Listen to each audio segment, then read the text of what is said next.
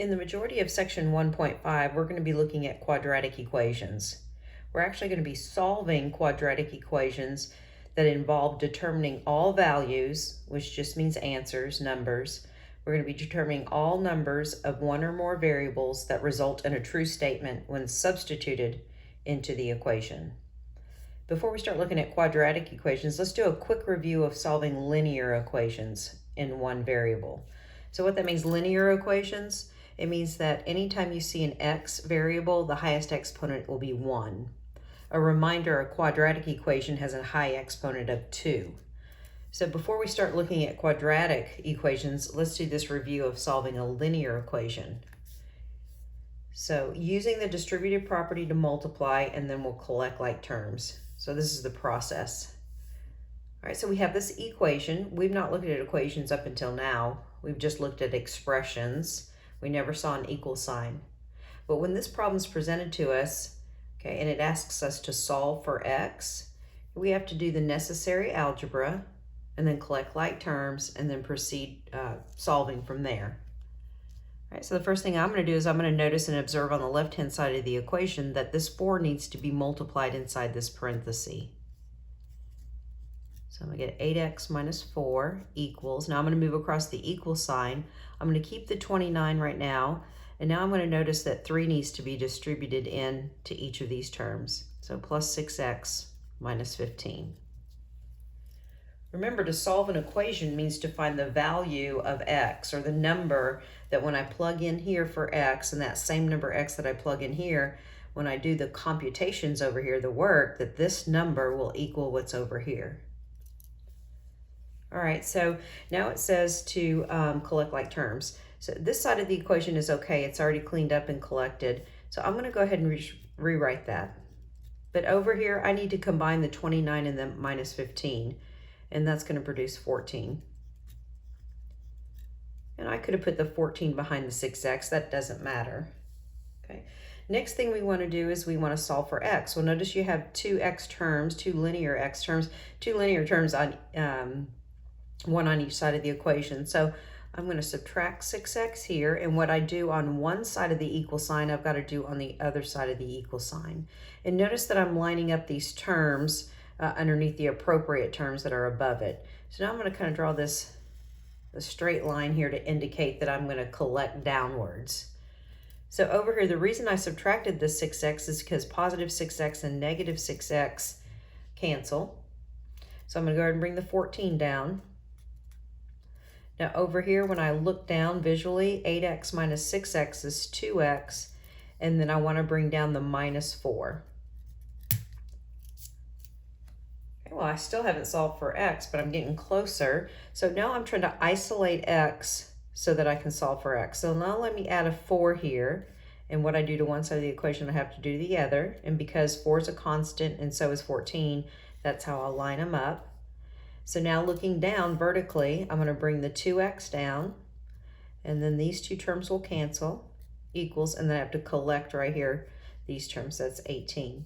I'm going to come up here because I've run out of room.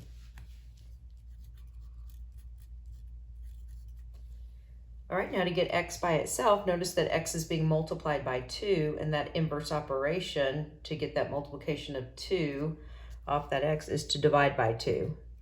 So since I'm multiplying x by 2, I want to divide by 2. What I do to one side of the equation, I do to the other. So 2 and 2 will divide out into 1s, leaving 1x, or just x equals, and that does simplify, so my answer is 9. And the last thing we should always do is we should take 9 and plug it in for each of these two x's in the original problem. And when you plug 9 in here and do that work on a calculator, and you plug in 9 here and do this work in the calculator, we should get the same value. And in the interest of time, I'm just going to say it does check. And so x equals 9 is our solution. It's our answer. It's our value. All right, let's look at another linear equation to solve. This one right here. This again is another linear, not quadratic equation, because when I look at all the x variables that I see, all their exponents are 1. All right, this one's a little more challenging because who likes fractions? I mean, nobody likes fractions. So we've got to solve this, and we could proceed the way we did up here, collecting like terms. We don't have to distribute anything because I don't see any parentheses, which suggests multiplication. But in the presentation of this problem, I really don't want to work with fractions. And in math, something that's going to help us work with this a little bit more quickly is to maybe get rid of the fractions I see. So how mathematically do we get rid of these fractions? Well, we multiply by a common denominator. So what that means is, okay, I got fractions, I don't want fractions. Let's just look at the denominators of all the fractions that are contained within this equation. 5, 10, and 2. And then we decide, what do all of those numbers divide into? Not what's a factor of these numbers, but what one number, and hopefully the least number, the smallest number, what's the smallest number that 5, 10, and 2 divide into? Well, they all divide into 10, so that becomes our common denominator, 10. So what I'm going to do is I'm going to take that least common denominator, 10, and I'm going to multiply it by every single term in this equation. So I'm going to come down here and I'm going to make 10 a fraction, since I'm multiplying it into several other fractions. And I'm just going to kind of group my previous problem, 3x divided by 5 minus x, etc. So what I'm suggesting is that I found the least common multiple or least common denominator. I'm going to multiply 10 into not just one term, because that's not allowed, that's not legal mathematically. If I'm going to multiply 10 inside here, I've got to multiply it into all the terms. So let's just take the multiplication one at a time. Meaning, let's multiply 10 over 1. I'm going to come over here. I'm going to take 10 over 1 and I'm going to multiply it by this first term, which is 3x over 5. Most students are comfortable with multiplying fractions, and they know they've got to multiply the tops together. They'll get 30x. They have to multiply the denominators together and they'll get 5. You can do this perfectly fine. But then don't forget that you have to look one step further and go, oh, wait a minute, I didn't really get rid of that fraction, but 5 divides out of 5 once and 5 divides into 30 6 times. So the cleanup here would be that this is equal to 6x. So I'm going to come back over here and I'm going to suggest that when I multiply these two fractions together, I'm going to get 6x. Now, before I do the next multiplication, I want to come over here and talk about an alternate way of getting 6x. So let's go back to the multiplication problem. Instead of multiplying the numbers in the numerator together, or the numerators together first and the denominators like I did up here, I always try and look for a common factor that I can divide out before I take that step of multiplying the numerators and the denominators together. I look for a common factor I can divide out to make my number smaller. And you can divide out common factors vertically, up and down, or you can divide out common factors diagonally. And I see that 5 divides into 5 once and 5 divides into 10 twice. So now, once I've divided out all the common factors, now I have to multiply these fractions by multiplying the two numerators together, which gives me 6x, the two denominators, which give me 1, which for the purposes of what I'm trying to do, I don't want to write that as a fraction because remember, we're trying to get rid of fractions. So you decide if you just want to go ahead and get straight to the multiplication of the numerators and denominators and then simplify later, or do you want to simplify first? It's 6 of one, half dozen of another. All right, let's look at this next product here. When I multiply 10 over 1 times x, well, notice that x is not a fraction. So I'm going to kind of ignore the 10 over 1 and just think of that as just regular 10. So that product is just going to be minus 10x. I'm at the equal sign, so let's record it. Now notice where we're at. We have to multiply 10 over 1 times x over 10. Well, I'm going to divide this 10 out of that 10, and I'm left to multiply on top and on bottom, and I'm going to end up with just x. So if you need to see that over here, it'd be 10 over 1 times x over 10.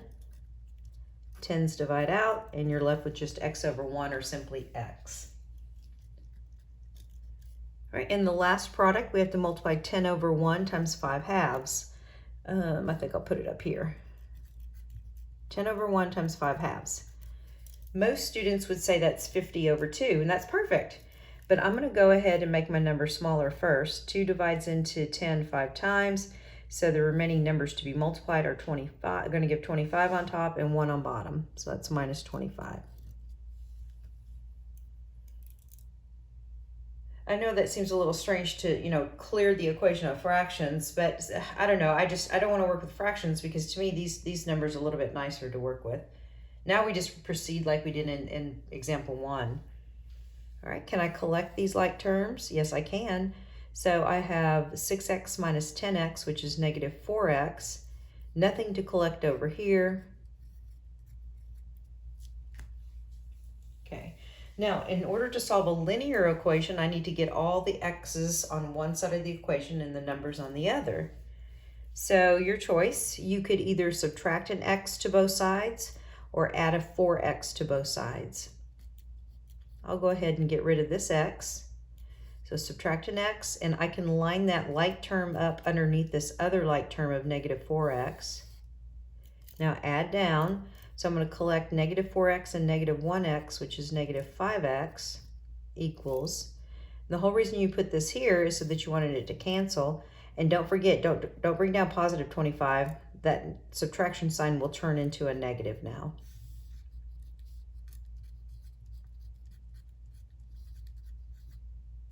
All right, our final step in order to solve for x is, we're multiplying by negative 5.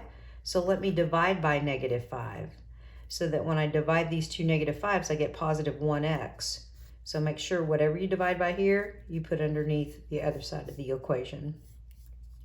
So we get x equals positive 5. I did already check that answer. It does work when you plug 5 in for that x, that one, and that one. And I just did it on my calculator. All right, so that was our review of solving linear equations. Now we're going to move on to quadratic equations. Remember, that means the highest exponent is 2. So in previous lessons, we looked at quadratic trinomials, but we never dealt with an equal sign. So in this lesson, we're dealing with solving quadratic equations. And there are a couple of different strategies, and one is solving a quadratic equation by factoring. We also have the second strategy will be square root property. And then if we have a quadratic equation, we can use the quadratic formula. So we're going to be looking at 3 different ways to solve a quadratic equation. The first method is solving quadratic equations by factoring. So remember, a quadratic equation in x is an equation that can be written in this form. So in a previous lesson, we were actually just working with a quadratic trinomial, something like this. But now we have an equal sign, which means instead of factoring like we did previously, we're actually going to be solving for numerical values for x that make that equation true. Some requirements is that a, b, and c are real numbers as long as a is not 0. Think about that. If a was 0, then that term wouldn't be there and we wouldn't have a quadratic. We would have a linear equation. And again, quadratic equations are second degree polynomial equations. The highest exponent is 2. So these are the set of steps we're going to follow to use the method of factoring. We're going to first of all make sure that the equation is equal to 0. That is general form. That's what that means. We're going to factor the left side of the equation, or any side really, just the non-zero side, like we did in a previous lesson. We will then take another step and set each factor equal to 0 and solve, and we always have to check our solutions in the original equation. Okay. And with a quadratic equation, there's always going to be two solutions, so 2 answers. And it could be that both your answers are the same number. You're going to get one number twice, but we will always get 2 answers. They might be the same. That's kind of a weird case. All right, number 3. So we want to solve this quadratic equation. So the first step is set equal to 0. So that means let's take this constant of 1 and subtract it to the other side, but both sides. All right, so I have 2x squared. I still have the plus x. That minus 1 can't be collected with either of these terms, so it just kind of gets attached at the end. Equals, and those cancel. You have to have the equal 0, otherwise we're not doing the same problem. If you don't have equal 0, you're not solving a quadratic equation, you're just factoring. So Please be kind of diligent about bringing down that equal 0 in every step. Okay, we have to factor. And based on what we've learned in the past, this is a quadratic trinomial. So a is greater than 1. So let's do a factor sum chart and use grouping to help us solve. All right. So a times c is -2. Those factors have to sum to +1. A, B, and C again. So the only factors are 1 and 2. One of the two of them has to be negative, but the sum has to be positive, so the smaller factor will have to be negative. When you add these, you do get 1. I can't just jump to the multiplication problem, the factored version, because a is greater than 1. I have to do factor by grouping. So keep the first term, break up the middle term into -1x plus 2x, and then don't forget the -1. And remember, we want to bring down equal 0.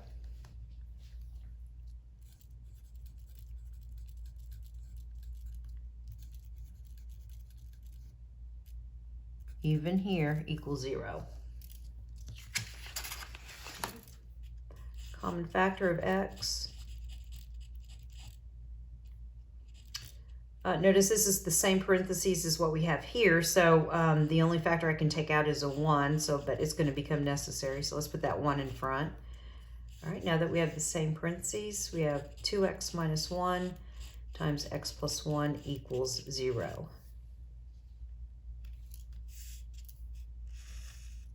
All right, we'll come up here now.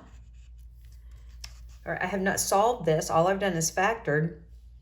To solve, the next step says set each factor equal to 0 and solve. Because when we think about the math here, this is going to represent some number, and whatever's in between the parentheses here represents another number. And if I'm multiplying, the only way to get an answer of 0 when you multiply is that one of the two of the factors has to be 0. You know, if you were asked, hey, give me two numbers that multiply and give me 0, well, one of the numbers has got to be 0. So in this strategy, we set each factor equal to 0, and we solve. So I've got 2x minus 1. I'm going to put a comma here, and I'm going to use the other parenthesis, x plus 1, and set it equal to 0. So now I really have two problems to solve, this one and this one. So let's add a 1 to both sides of the equation. I've got 2x equals 1. I'm multiplying by 2, so let me divide by 2. Divide these out. Next line down, x equals, take a last look at this number. I can't simplify it, so that's my answer. I will tell you, I've checked these, and this does work, but if I were you and doing these problems, I would take 1/2 and put it in here for x and here for x, and just go to your calculator and verify that when you do that, you get this equals 1 over here in the original problem. All right, for this factor, let's subtract a 1, subtract a 1. So we're going to get x equals -1. I did also check that, and for that x and that x, I did get +1 to match that. So these are both good solutions. All right, just takes practice. Look at number 4. Notice we have a quadratic equation. Okay, if I cover the equal 0 up, that's not a quadratic trinomial. It's just a quadratic, not a quadratic trinomial. It's a binomial. So I don't have a constant, that's okay. So even if the constant's missing, let's go ahead and use the same steps. Set all equations equal to 0. Yep, check. Factor the left side of the equation. All right, well, if I'm going to factor this and I only have 2 terms, I'm going to look for a GCF first. So 3 comes out of both terms, as does x. And I've got that multiplication. Don't forget your equal 0. When I divide 3x out of 3x squared, I get x. And when I divide 3x out of 9x, I'm going to get 3. Check your factoring by distributing back in. Okay, this one's a little weird because notice we don't have 2 parentheses times each other to equal 0. We have 3 factors really contained here. We've got the factor of 3, we've got the factor of x, and we've got the factor that's in the parentheses, x minus 3. And it tells us to set each factor equal to 0. If you want to, you can combine 3x and make it one factor and think of that as, in its own parentheses. So sometimes I put this little line down here. if I'm working, because I say to myself, well, this is where I'm going to break, at the factors. So I have to set 3x equal to 0, and I have to set this factor equal to 0. So over here, if I want to solve for x is being multiplied by 3, so I'm going to do the inverse operation, divide by 3, divide by 3. Okay, these 3's will divide out, leaving the x, that's the intention. And 0 over any number other than 0 is just 0. So plug 0 in for this x and this x. When you do the work, you will get 0. It's a good solution. From the factor x minus 3, I would solve it. So the solution, sometimes called the 0 or the answer, okay, is the opposite actually of what's in parentheses here when this coefficient in this parentheses is 1. I checked 3 and 3 also works. All right, I think it'd be good if we did a couple more examples. So I'm going to come up here and do a few more. And I won't give them a number because I continue numbering on the next sheet. So, but I thought it'd be good if we looked at this equation. Let me make this an equation. Let's solve x squared equals 25. That is a quadratic equation. The first step is let's solve for 0. So that means I need to move 25 to the other side by subtracting 25. I don't want to line up 25 underneath the negative 25 underneath the x squared because I won't be able to collect those. So I just kind of place it right here off to a diagonal. Okay, those will zero out or cancel. And now taking all of this and writing it in a row format, kind of in a row, we get x squared minus 25. All right, what are we asked to do? Factor the left side of the equation. Okay. So this is actually a difference of 2 squares from our last lesson. Remember, what we can square to get x is what we can square to get x squared is x, and what we square to get 25 is 5. So thinking back to that last lesson where we had formulas, a is x and b is 5. So the left side of the equation factors into sum and difference of like terms, a plus b, a minus b. So x plus 5, x minus 5. I'm factored. In order for this product to equal 0, one of these two parentheses has to be 0. I kind of draw this bar here to separate. So x plus 5 equals 0. So that factor gives a solution, an answer of negative 5. So x equals negative 5. I did check that in the original problem. If you squared negative 5, you're going to get 25. All right, this factor, x minus 5, when set equal to 0, gives a solution of 5. Just trying to notice patterns to help us later. And when you square 5, you do get 25. So they're both good solutions. All right, and I wanted to do one more.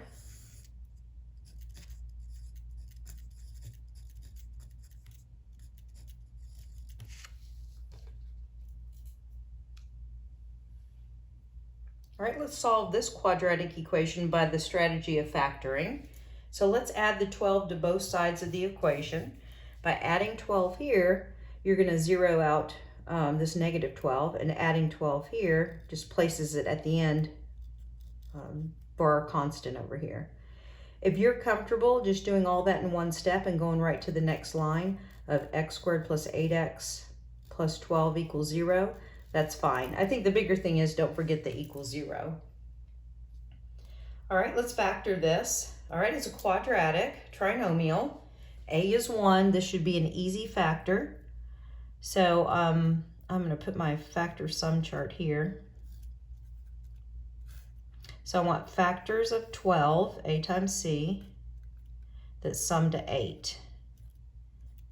So we've got 1 and 12, 2 and 6, and 3 and 4. And both sets of factors, or both factors in each set will be positive, so it looks like it's going to be this set of factors here.